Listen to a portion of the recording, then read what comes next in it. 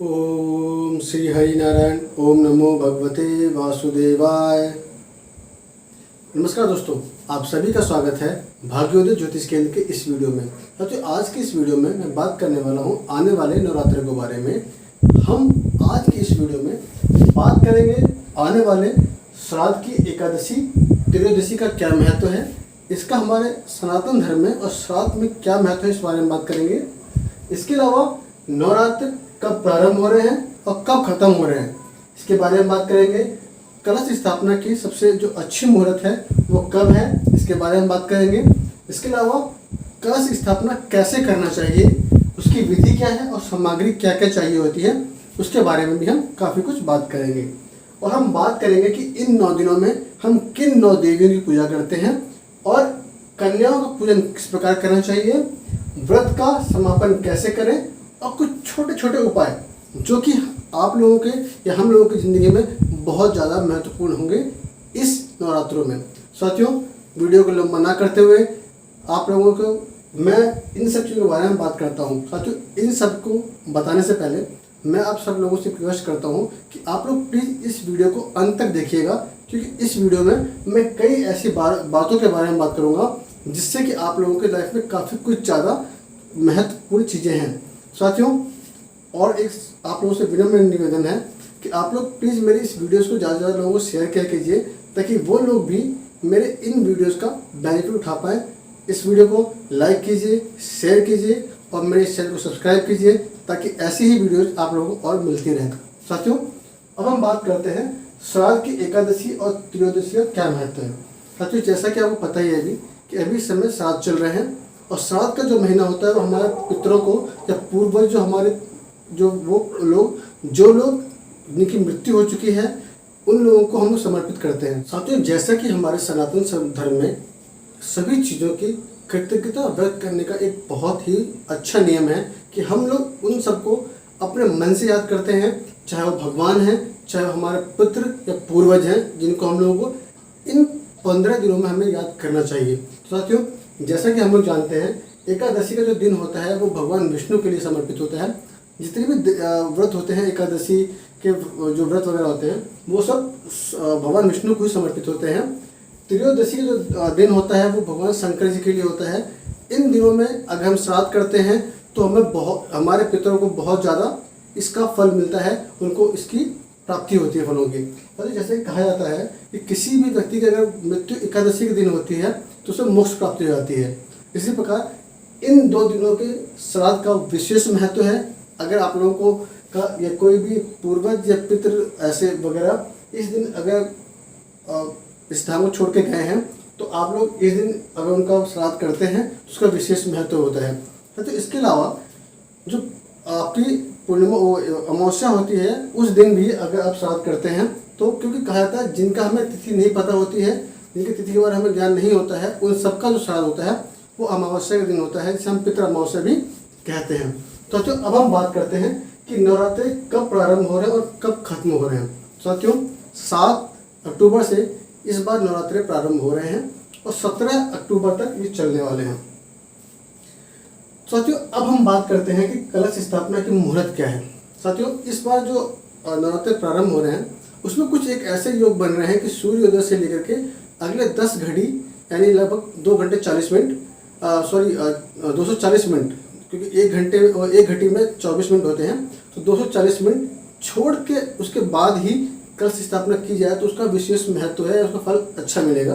तो अगर हम बात करें तो अगर हम लोग जो अभिजीत मुहूर्त होता है प्रतिदिन लगभग 12:30 के आसपास एक बार अभिजीत मुहूर्त आता है जो 1 घंटे का होता है, उस समय अगर हम लोग कलश स्थापना करते हैं तो हमें उसका काफ़ी अच्छा फल मिलता है। तो अब हम बात करते हैं कि कलश की स्थापना कैसे करनी है, उसकी विधि क्या है और सामग्रियाँ क्या क्या चाहिए होती है। साथियों, कलश स्थापना करना एक बहुत ही आसान सा कार्य है लेकिन बहुत महत्वपूर्ण कार्य है। अब हम जानते हैं कि हम कलश स्थापना करने के लिए हमें किन किन चीज़ों की जरूरत पड़ती है, तो आप लोग पेन पेंसिल लेकर उस चीज़ को नोट कर सकते हैं। हमें कुछ आम के पत्ते चाहिए, जिसे हम आम पल्लव कहते हैं। उसके अलावा गंगा जल, इसके अलावा आपका सुपारी, पान, जौ, लौंग, इलायची, नौवेद्य जितने होते हैं ये सब, इन सब चीज़ों की हमें आवश्यकता होती है। इसके अलावा हमें कलश चाहिए होता है, कलश हम पे निर्भर करता है, वो चांदी का हो सकता है, सोने का हो सकता है, मिट्टी का भी हो सकता है। वह निर्भर करता है आपकी जितनी क्षमता है उस हिसाब से आप उस कलश की स्थापना करें। साथियों, अब हमें करना क्या होता है, यहाँ सबसे महत्वपूर्ण चीज़ ये है। सबसे पहले हमें माता का आसन बिछाना होता है। उस आसन को बिछाने के बाद उसमें लाल कपड़े से उसे ढक देना होता है। उसके बाद ऐसा कहा जाता है कि उस जिस जगह को हमने आसन बनाया हुआ है वहाँ पर साथियों एक यहाँ छोटा सा बात और मैं उल्लेख करता हूँ कि जो हमारे सर्दियाँ जो नवरात्र आने वाले हैं, जो अक्टूबर में आने वाले हैं, इसकी जो अधिष्ठात्री जो देव होते हैं, वो देवी होती हैं, वो होती है शक्ति माता। और जो हमारे जो वसंत ऋतु में आते हैं उनके देवता होते हैं विष्णु भगवान। लेकिन ये दोनों एक ही अवतार है, जिसे हम कहते हैं कि सारे भगवान एक ही हैं और सभी भगवानों के जो रूप है वो एक ही हैं। तो उसी प्रकार इन दिनों में अगर हम भगवान विष्णु की भी पूजा करते हैं तो हमें उसका विशेष फल मिलता है। तो अब बात हम करते हैं कि कलश की स्थापना हमें कैसे करनी चाहिए और वो क्या विधि है जिससे हम कलश की स्थापना कर सकते हैं। तो पहले हमें माँ का आसन बिछाना चाहिए, जैसे बताया आपको मैंने। उसके बाद हमें एक मिट्टी के पात्र में कुछ मिट्टी या कुछ रेत रख करके वहाँ कुछ जौ के दाने हमें बिछा देना चाहिए और उसके ऊपर हमें एक कलश की स्थापना करनी चाहिए। जैसा मैंने बताया, कलश स्थापना कैसा भी हो सकता है, वो मिट्टी का हो सकता है, सोने का हो सकता है, चांदी का हो सकता है, जिसका भी आपकी सामर्थ्य है उसका कीजिए। उसके बाद उसमें थोड़ा गंगा जल और एक साधारण जल जो होता है हमारा शुद्ध जल, वो मिला करके उसे रख दीजिए। उसके बाद उसमें नौवेद्य, आपका लौंग, इलायची वगैरह, थोड़ा सा तांबुल से हम सुपारी आदि डाल करके उसको हमें पान के पल्लों से ढक देना चाहिए। नियम तो ये कहता है कि हम उन पल्लों को ढकने के बाद वहाँ पर माता की प्रतिमा, चाहे वो किसी भी चीज़ हो सकती है, सोने चांदी किसी की भी हो, आप वो रख दीजिए। अगर आप पर वो नहीं है तो आप एक श्रीफल यानी एक नारियल जो होता है उसमें जटा होती है, वो नारियल वहाँ रख करके उसे कलावे से बांध दीजिए और वहाँ पे छोटा सा स्वास्तिक बना दीजिए। यह कलश स्थापना करने की विधि होती है।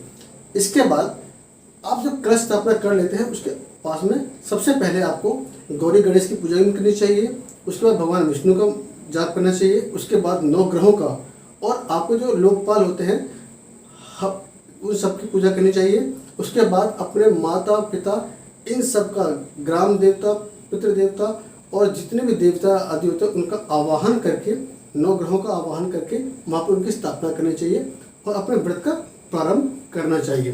तो अगर आप इस प्रकार से कलश की स्थापना करते हैं तो मुझे इस चीज़ का पूर्ण विश्वास है कि आपको इन 9 दिनों तक एक अच्छी अनुभूति मिलेगी। और कहते हैं किसी कार्य का प्रारंभ अगर अच्छा हो तो उसका फल भी अच्छा ही होता है। तो अब हम बात कर लेते हैं कि इन 9 दिनों में किन 9 देवियों की हम लोग पूजा करते हैं। इसके साथ में छोटा एक श्लोक लिखा है मैंने।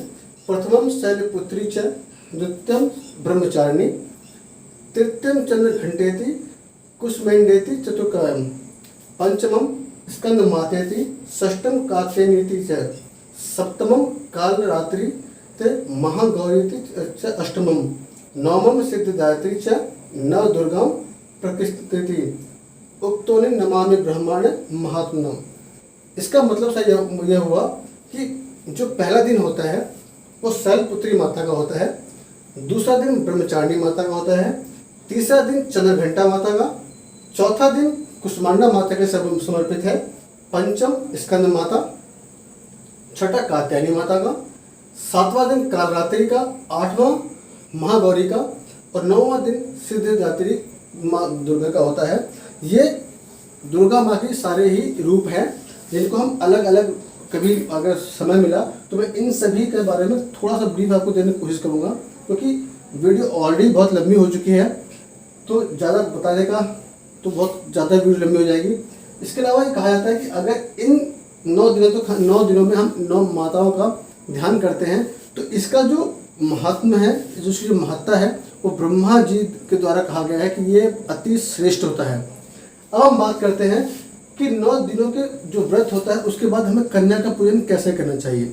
हाँ जी, ऐसा माना जाता है कि अगर आप जब कन्या का पूजन करते हैं तो कन्याओं का पूजन 1, 3, 5, 7, 9 इस क्रम में होना चाहिए। उसके अलावा जब आप कन्याओं का पूजन करते हैं सबसे पहले उनका आप चरण धोइए। चरण धोने के बाद उन लोगों को बैठा करके भरपेट भोजन करवाइए, यथाशक्ति उनको दान कीजिए और जब जाते वक्त में उनसे कुछ न कुछ आशीर्वाद जरूर लीजिए। आप उनके पैर छू करके आशीर्वाद ले सकते हैं, उसका आपको ज़िंदगी भर बहुत अच्छा फल मिलता है। इसके अलावा जब आप नवरात्रि के व्रत रखते हैं तो कोशिश कीजिए कि आप अपने घर में एक अखंड ज्योत जरूर जलाएं। ये जरूरी नहीं है, मैं यहाँ हमेशा कहता हूँ कि जितनी आपके पास क्षमता है उसी अनुसार ही आप भगवान की पूजा कीजिए।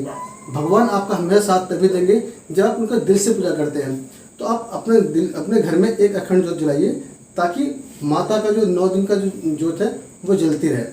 अब बात यहाँ एक और चीज़ करनी चाहिए कि जब 9 दिन के जो व्रत होते हैं, इन 9 दिनों के व्रतों में एक काम आपको अवश्य करना चाहिए, दुर्गा सप्तशती का पाठ जरूर करना चाहिए। वो आप पे निर्भर करता है कि आप दुर्गा सप्तशती का पूरा पाठ कर सकते हैं या नहीं कर सकते। अगर आप नहीं कर सकते तो दुर्गा सप्तशती का एक अंतिम में एक स्तोत्र है जिसे हम लोग अर्गला स्तोत्र कहते हैं। अगर आप अर्गला स्तोत्र का पाठ करते हैं तो उसका भी बहुत अच्छा फल मिलता है। इसके अलावा जब हम दुर्गा सप्तशती के पाठ की बात करते हैं तो उसमें एक स्तोत्र है जिसको हम लोग कुंजिका स्तोत्र कहते हैं, जिसमें शिव जी ने भगवान शिव जी ने माता पार्वती को उनके बारे में, उनकी महिमा के बारे में बताया है। तो साथियों, अगर आप कुंजिका स्तोत्र का पाठ करते हैं तो उसका बहुत ज़्यादा विशेष फल प्राप्त होता है। इसके अलावा एक बात और यहाँ बताना चाहूँगा मैं कि अगर आप दुर्गा सप्तशती का जाप करते हैं तो उसका अलग अलग फलों जाप करने का अलग अलग फल प्राप्त होता है। यदि आप इन 9 दिनों में अगर आप जाप करते हैं तो पहली बात तो आपको वो क्रम आपका विषम संख्या में होना चाहिए, जैसे 1, 3, 5, 7 इस तरीके से होना चाहिए। तो इनका भी अलग अलग फल मिलता है। जैसे अगर आप एक बार पाठ करते हैं तो उससे कार्य की सिद्धि होती है। अगर आप 3 बार करते हैं तो आपके जो मन में जो शांति होती है वो शांति मिलती है आपको। 5 बार करने पे आपको भय मुक्ति होती है, चाहे वो भय किसी प्रकार का भी हो। 7 बार करने पर आपको किसी एक बड़े से यज्ञ करने का जो फल प्राप्त होता है वो आपको यहाँ फल प्राप्त होता है। 9 बार अगर जाप करते हैं, 9 बार पाठ करते हैं तो राजा से आपको उसका महत्व मिलता है। इसके अलावा अगर हम बात करें 11 बार करने की तो कार्यसिद्धि, 12 बार अगर किसी को किसी वश में करना हो तो उसके लिए 12 बार, 14 बार पाठ करने का मतलब होता है कि आपको सुख संपत्ति प्राप्त होगी। इसके अलावा 15 बार पुत्र प्राप्ति के लिए, 16 बार राज सेवा या राज सेवा से कुछ मदद चाहिए उसके लिए। इसके अलावा अगर आपको कोई भी ग्रह खराब है, आप कुंडली में कितने भी ग्रह खराब पड़े हो, अगर आप इन नवरात्रों में 17 बार दुर्गा सप्तशती का जाप करते हैं तो उसका आपको विशेष फल प्राप्त होता है। और बात करें अगर आप इसे 25 बार पाठ करते हैं तो जो मृत्यु का भय है उसमें भी काफ़ी हद तक आपको रिलैक्सेशन मिल जाती है। साथियों, आज मैंने अपने इस वीडियो में बताया कि श्राद्ध में एकादशी और त्रयोदशी का क्या महत्व है, नवरात्रि कब प्रारंभ हो रहे हैं और कब खत्म हो रहे हैं, कलश की स्थापना कैसे करनी चाहिए, कलश स्थापना का विधि क्या था, उसमें सामग्री क्या यूज होने वाली है, 9 दिन और 9 देवियों कौन से पूजा होती है, इसके अलावा कन्याओं का पूजन कैसे होना चाहिए, व्रत का समापन कैसे करना चाहिए। यहाँ साथियों समापन की बात करूँगा, समापन में जो बातें मैंने आपको कन्या पूजन की बताई हैं वही सब बातें व्रत समापन की भी हैं। इसके अलावा कुछ छोटे छोटे उपाय के लिए मैंने बताया आपको कि अगर आप अर्गला सूत्र का पाठ करते हैं या कुंजिका सूत्र का पाठ करते हैं तो उसका क्या फल मिलता है आपको और कितनी बार पाठ करने से आपको क्या फल मिलता है। साथियों, मुझे उम्मीद है कि नवरात्रि से संबंधित जितनी आपको जानकारी चाहिए थी वो आपको इस वीडियो में मैंने देने की कोशिश की है। अगर कोई जानकारी बच गई है तो आप लोग मुझे कमेंट बॉक्स में जरूर लिखिएगा। मैं कोशिश करूँगा कि आप लोगों के प्रश्नों का उत्तर दे पाऊँ, और कोई भी अगर त्रुटि हो इसमें तो अपना छोटा भाई समझ के माफ़ कीजिएगा और कोशिश कीजिएगा कि आप मुझे मेरी गलती बताइए ताकि मैं उसको आगे आने वाले वीडियोज़ में सुधार सकूँ। बहुत बहुत धन्यवाद आप लोगों का। ओम श्री हरि।